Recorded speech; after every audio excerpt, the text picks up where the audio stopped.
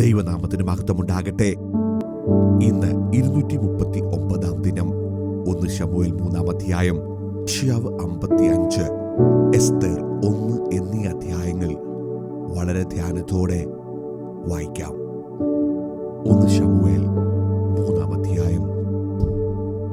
ശമൂവേൽ ബാലൻ ഏലിയുടെ മുമ്പാകെ യഹോവയ്ക്ക് ശുശ്രൂഷ ചെയ്തു പോന്നു. ആ കാലത്ത് യഹോവയുടെ വചനം ദുർബലമായിരുന്നു, ദർശനം ഏറെയില്ലായിരുന്നു. ആ കാലത്തൊരിക്കൽ ഏലി തന്റെ സ്ഥലത്ത് കിടന്നുറങ്ങി. കാണാൻ വഹിയാതെ വണ്ണം അവന്റെ കണ്ണ് മങ്ങിത്തുടങ്ങിയിരുന്നു. ശമൂവേൽ ദൈവത്തിന്റെ പെട്ടകം ഇരിക്കുന്ന യഹോവയുടെ മന്ദിരത്തിൽ ദൈവത്തിന്റെ വിളക്ക് കെടുന്നതിന് മുമ്പേ ചെന്ന് കിടന്നു. യഹോവ ശമൂവേലിനെ വിളിച്ചു. അടിയൻ എന്ന് അവൻ വിളി കേട്ട് ഏലിയുടെ അടുക്കൽ ഓടിച്ചെന്നു. അടിയനിതാ എന്നെ വിളിച്ചുവല്ലോ എന്ന് പറഞ്ഞു. ഞാൻ വിളിച്ചില്ല, പോയി കിടന്നുകൊള്ളുക എന്ന് അവൻ പറഞ്ഞു. അവൻ പോയി കിടന്നു. യഹോവ പിന്നെയും ശമൂവേലേ എന്ന് വിളിച്ചു. ശമൂവേൽ എഴുന്നേറ്റ് ഏലിയുടെ അടുക്കൽ ചെന്നു. അടിയനിതാ എന്നെ വിളിച്ചുവല്ലോ എന്ന് പറഞ്ഞു. ഞാൻ വിളിച്ചില്ല മകനെ, പോയി കിടന്നുകൊള്ളുക എന്ന് അവൻ പറഞ്ഞു. ശമൂവേൽ അന്നുവരെ യഹോവയെ അറിഞ്ഞില്ല. യഹോവയുടെ വചനം അവന് അന്നുവരെ വെളിപ്പെട്ടതുമില്ല. യഹോവ ശമൂവേലിനെ 3 പ്രാവശ്യം വിളിച്ചു. അവൻ എഴുന്നേറ്റ് ഏലിയുടെ അടുക്കൽ ചെന്നു. അടിയനിതാ എന്നെ വിളിച്ചുവല്ലോ എന്ന് പറഞ്ഞു. അപ്പോൾ യഹോവയായിരുന്നു ബാലനെ വിളിച്ചത് എന്ന് ഏലിക്ക് മനസ്സിലായി. ഏലി ശമൂവേലിനോട്, പോയി കിടന്നുകൊള്ളുക, ഇനിയും നിന്നെ വിളിച്ചാൽ യഹോവേ അരുളി ചെയ്യണമേ, അടിയൻ കേൾക്കുന്നു എന്ന് പറഞ്ഞുകൊള്ളണം എന്ന് പറഞ്ഞു. അങ്ങനെ ശമൂവേൽ തന്റെ സ്ഥലത്തു ചെന്ന് കിടന്നു. അപ്പോൾ യഹോവ വന്നു നിന്ന് മുമ്പിലത്തെ പോലെ ശമൂവേലേ ശമൂവേലേ എന്ന് വിളിച്ചു. അതിന് ശമൂവേൽ, അരുളി ചെയ്യണമേ, അടിയൻ കേൾക്കുന്നു എന്ന് പറഞ്ഞു. യഹോവ ശമൂവേലിനോട് അരുളി ചെയ്തത്, ഇതാ ഞാൻ ഇസ്രായേലിൽ ഒരു കാര്യം ചെയ്യും. അത് കേൾക്കുന്നവന്റെ ചെവി രണ്ടും മുഴങ്ങും. കേൾക്കുന്നവന്റെ ചെവി രണ്ടും മുഴങ്ങും. ഞാൻ ഏലിയുടെ ഭവനത്തെക്കുറിച്ച് അരുളി ചെയ്തതൊക്കെയും ഞാനെന്ന് അവന്റെ മേൽ ആദ്യന്ത്യം നിവർത്തിക്കും. അവന്റെ പുത്രന്മാർ ദൈവദൂഷണം പറയുന്ന അകൃത്യം അവൻ അറിഞ്ഞിട്ടും അവരെ ശാസിച്ചമർത്തായിക കൊണ്ട് ഞാൻ അവന്റെ ഭവനത്തിന് എന്നേക്കും ശിക്ഷ വിധിക്കുമെന്ന് ഞാൻ അവനോട് കൽപ്പിച്ചിരിക്കുന്നു. ഏലിയുടെ ഭവനത്തിന്റെ അകൃത്യത്തിൽ നിന്ന് യാഗത്താലും വഴിപാടിനാലും ഒരു നാളും പരിഹാരം വരികയില്ല എന്ന് ഞാൻ ഏലിയുടെ ഭവനത്തോട് സത്യം ചെയ്തിരിക്കുന്നു. പിന്നെ ശമൂവേൽ രാവിലെ വരെ കിടന്നുറങ്ങി. രാവിലെ യഹോവയുടെ ആലയത്തിന്റെ വാതിലുകളെ തുറന്നു. എന്നാൽ ഈ ദർശനം ഏലിയെ അറിയിപ്പാൻ ശമൂവേൽ ശങ്കിച്ചു. ഏലി ശമൂവേലിനെ വിളിച്ചു. ശമൂവേലേ മകനെ എന്ന് പറഞ്ഞു. അടിയനിതാ എന്ന് അവൻ പറഞ്ഞു. അപ്പോൾ അവൻ, നിനക്കുണ്ടായ അരുളപ്പാട് എന്ത്? എന്നെ ഒന്നും മറക്കരുതേ. നിന്നോട് അരുളി ചെയ്ത സകലത്തിലും ഒരു വാക്കെങ്കിലും മറച്ചാൽ ദൈവം നിന്നോട് തക്കവണ്ണം അധികം ചെയ്യട്ടെ എന്ന് പറഞ്ഞു. അങ്ങനെ ശമൂവേൽ സകലവും അവനെ അറിയിച്ചു, ഒന്നും മറച്ചില്ല. എന്നാറെ അവൻ, യഹോവയല്ലോ, തന്റെ ഇഷ്ടം പോലെ ചെയ്യട്ടെ എന്ന് പറഞ്ഞു. എന്നാൽ ശമൂവേൽ വളർന്നു. യഹോവ അവനോടുകൂടെ ഉണ്ടായിരുന്നു. അവന്റെ വചനങ്ങളിൽ ഒന്നും നിഷ്ഫലമാകുവാൻ ഇടവരുത്തിയില്ല. ദാൻ മുതൽ ബർശേബ വരെയുള്ള ഇസ്രായേലൊക്കെയും ശമൂവേൽ യഹോവയുടെ വിശ്വസ്ത പ്രവാചകൻ എന്ന് ഗ്രഹിച്ചു.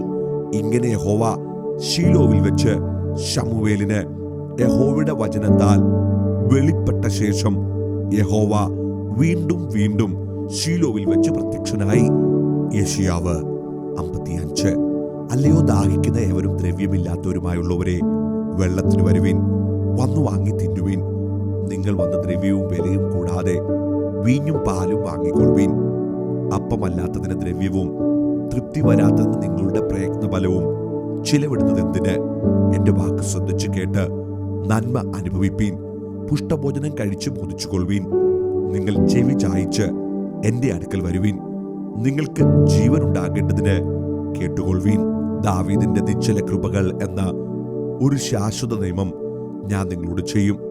ഞാൻ അവനെ ജാതികൾക്ക് സാക്ഷിയും വംശങ്ങൾക്ക് പ്രഭുവും അധിപതിയുമാക്കിയിരിക്കുന്നു. നീ അറിയാത്ത ഒരു ജാതിയെ നീ വിളിക്കും. നീ അറിയാത്ത ഒരു ജാതി നിന്റെ ദൈവമായ യഹോവ നിമിത്തവും ഇസ്രായേലിന്റെ പരിശുദ്ധ നിമിത്തവും അവൻ നിന്നെ മഹത്വപ്പെടുത്തിയിരിക്കയാൽ തന്നെ നിന്റെ അടുക്കൽ ഓടിവരും.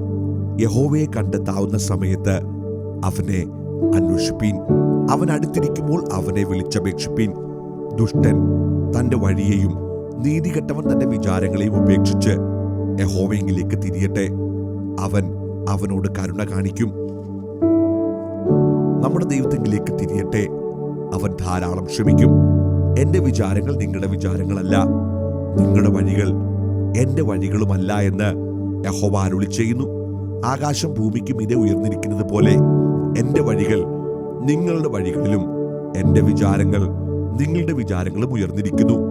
മഴയും ഹിമവും ആകാശത്ത് നിന്ന് പെയ്യുകയും അവിടേക്ക് മടങ്ങാതെ വിതപ്പാൻ വിത്തും തിന്മാൻ ആഹാരവും നൽകാതെ വണ്ണം ഭൂമിയെ നനച്ചു ബലവത്താക്കി വിളയിക്കുന്നത് പോലെ എന്റെ വായിൽ നിന്ന് പുറപ്പെടുന്ന എന്റെ വചനമായിരിക്കും.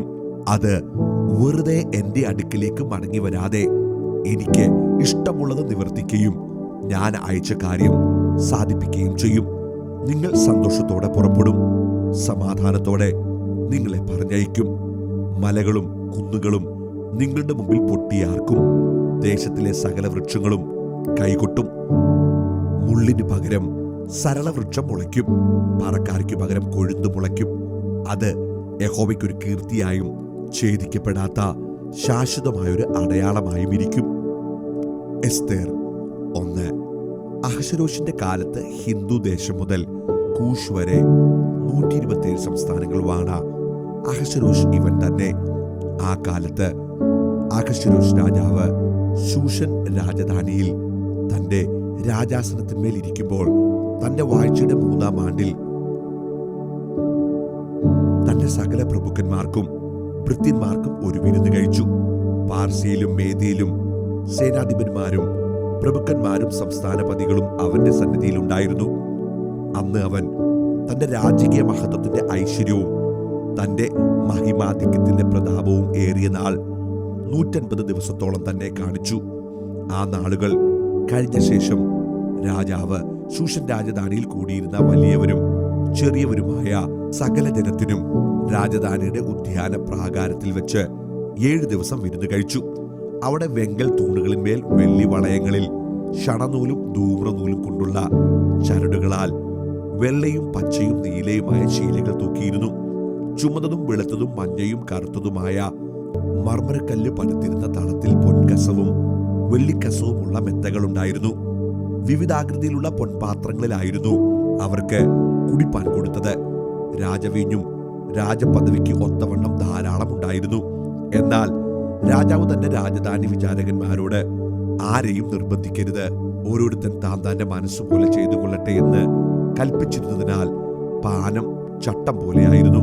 നീയായ വസ്തിയും അഹശ്വേരോശ് രാജാവിന്റെ രാജധാനിയിൽ വെച്ച് സ്ത്രീകൾക്ക് ഒരു വിരുന്ന് കഴിച്ചു.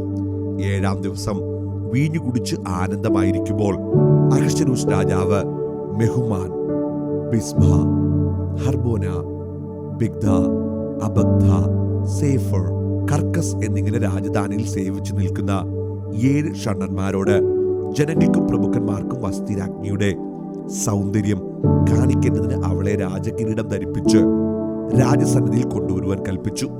അവൾ സുമുഖിയായിരുന്നു. എന്നാൽ ഷണ്ഡന്മാർ മുഖാന്തരം അയച്ച രാജകൽപ്പന മറുത്ത് വസ്തി രാജ്ഞി ചെല്ലാതിരുന്നു. അതുകൊണ്ട് രാജാവ് ഏറ്റവും കോപിച്ചു. അവന്റെ കോപം അവന്റെ ഉള്ളിൽ ജ്വലിച്ചു. ആ സമയത്ത് രാജമുഖം കാണുന്നവരും രാജ്യത്ത് പ്രധാന സ്ഥാനങ്ങളിൽ ഇരിക്കുന്നവരുമായ കെർഷന, ഷേഥാർ, അബ്മാഥ, തർശീഷ്, മേരസ്, മെർസ്ന, മെമുഖാൻ എന്നിങ്ങനെ പാർസിയിലെയും മേദ്യയിലെയും 7 പ്രഭുക്കന്മാർ അവനോട് അടുത്തിരിക്കുകയായിരുന്നു. രാജ്യധർമ്മത്തിലും ന്യായത്തിലും പരിജ്ഞാനികളായ എല്ലാവരോടും ആലോചിക്കുക പതിവായിരുന്നതിനാൽ കാലജ്ഞന്മാരായ ആ വിദ്വാൻമാരോട് രാജാവ് ഷണ്ഡന്മാർ മുഖാന്തരം അഹശ്വേരോശ് രാജാവ് അയച്ച കൽപ്പന വസ്തിരാജ്ഞി അനുസരിക്കായകൊണ്ട് രാജ്യധർമ്മപ്രകാരം അവളോട് ചെയ്യേണ്ടത് എന്ത് എന്ന് ചോദിച്ചു. അതിന് മെമുഖാൻ രാജാവിനോടും പ്രഭുക്കന്മാരോടും ഉത്തരം പറഞ്ഞതെന്നാൽ, വസ്തിരാജ്ഞി രാജാവിനോട് മാത്രമല്ല അഹശ്വേരോശ് രാജാവിന്റെ സർവ്വ സംസ്ഥാനങ്ങളിലുള്ള സകല പ്രഭുക്കന്മാരോടും ജാതികളോടും അന്യായം ചെയ്തിരിക്കുന്നു. രാജ്ഞിയുടെ ഈ പ്രവൃത്തി സകല സ്ത്രീകളും അറിയും. അഹശ്വേരോശ് രാജാവ് വസ്തിരാജ്ഞിയെ തന്റെ മുമ്പാകെ കൊണ്ടുവരുവാൻ കൽപ്പിച്ചാറേ അവൾ ചെന്നില്ലല്ലോ എന്ന് പറഞ്ഞു. അവർ തങ്ങളുടെ ഭർത്താക്കന്മാരെ നിന്ദിക്കും. ഇന്ന് തന്നെ രാജ്ഞിയുടെ പ്രവൃത്തി കേട്ട പാർസ്യയിലെയും മേദിലെയും പ്രഭു ഭക്തിമാർ രാജാവിന്റെ സകല പ്രഭുക്കന്മാരോടും അങ്ങനെ തന്നെ പറയും. ഇങ്ങനെ നിന്നയും നീരവസവും അധികരിക്കും. രാജാവിന് സമ്മതമെങ്കിൽ വസ്തി ഇനി അഹശ്വേരോശ് രാജാവിന്റെ സന്നിധിയിൽ വരരുത് എന്ന് തിരുമുമ്പിൽ നിന്ന് ഒരു കൽപ്പന പുറപ്പെടുവിക്കുകയും അത് മാറ്റിക്കൂടാതെ വണ്ണം പാർശ്വരുടെയും മേദരുടെയും രാജ്യധർമ്മത്തിൽ എഴുതുകയും രാജാവ് അവളുടെ രാജ്ഞി സ്ഥാനം അവളേക്കാൾ നല്ലവളായ മറ്റൊരുത്തിക്ക് കൊടുക്കുകയും വേണം. രാജാവ് കൽപ്പിക്കുന്ന വിധി രാജ്യത്തെല്ലായിടവും അത് മഹാരാജ്യമല്ലോ. പരസ്യമാകുമ്പോൾ സകല ഭാര്യമാരും വലിയവരോ ചെറിയവരോ ആയ തങ്ങളുടെ ഭർത്താക്കന്മാരെ ബഹുമാനിക്കും. ഈ വാക്ക് രാജാവിനും പ്രഭുക്കന്മാർക്കും ബോധിച്ചു. രാജാവ് മെമുഖാന്റെ വാക്ക് പോലെ ചെയ്തു. ഏത് പുരുഷനും തന്റെ വീട്ടിൽ കർത്തവ്യം നടത്തുകയും സ്വഭാഷ സംസാരിക്കുകയും വേണമെന്ന് രാജാവ് തന്റെ സകല സംസ്ഥാനങ്ങളിലേക്കും അതത് സംസ്ഥാനത്തേക്ക് അതിന്റെ അക്ഷരത്തിലും അതത് ജാതിക്ക് അവരവരുടെ ഭാഷയിലും എഴുത്തയച്ചു.